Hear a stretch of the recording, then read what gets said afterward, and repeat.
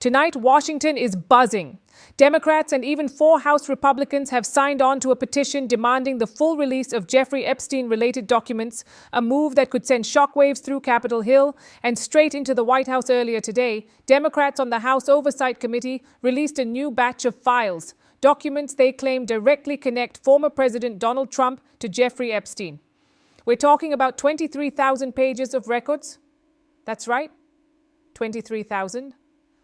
And buried inside them, a 2011 email from Epstein to his longtime associate Ghislaine Maxwell, the woman already convicted as his co-conspirator. That email reads, "I want you to realize that the dog that hasn't barked is Trump. Virginia spent hours at my house with him."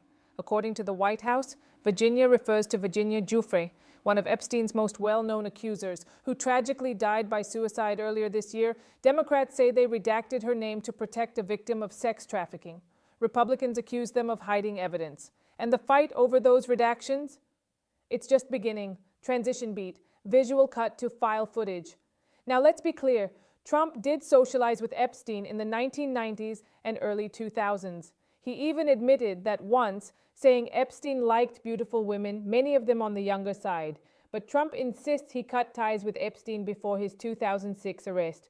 And so far, Trump has never been charged or formally accused of any crime related to Epstein. CBS Justice correspondent Scott MacFarlane broke down what's inside the latest files, and its massive 23,000 pages, released in waves. Democrats even published a cheat sheet with excerpts they say are most relevant, including another email written by Epstein in 2019 stating, Trump, of course, knew about the girls. He asked Ghislaine to stop. Republicans are calling this selective editing, accusing Democrats of cherry-picking evidence to damage Trump politically. But as investigators keep digging, there's growing pressure on the White House to respond. Segment shift, cut to White House. At the White House, Press Secretary Karoline Leavitt pushed back hard, saying the emails prove absolutely nothing other than that President Trump did nothing wrong. Meanwhile, Trump himself took to Truth Social, claiming Democrats are only reviving the Epstein story to distract from their failure to handle the government shutdown. Trump wrote, "Only a very bad or stupid Republican would fall into that trap." That line seemed to be aimed at the 4 Republican lawmakers who joined Democrats in signing the petition to release the full Epstein records, among them Colorado Congresswoman Lauren Boebert, who recently met with White House officials and then thanked them for their transparency. But despite that meeting, Boebert isn't backing down. Her signature remains on that petition. Behind the scenes, the pressure is mounting. Democrats believe the American public deserves to see everything Epstein's estate has been hiding. Republicans warn it's a political hit job dressed up as transparency. And while this political storm unfolds, Congress is also racing to end what's become the longest government shutdown in U.S. history.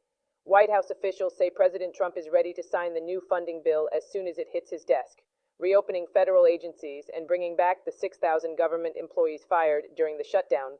But even as that crisis nears resolution, the Epstein files are once again casting a long, dark shadow over the White House. And as 23,000 pages of secrets continue to unfold, one question remains: what else is hidden inside? Because as history has shown us, when it comes to Jeffrey Epstein, the truth always takes its time, but it never stays buried forever.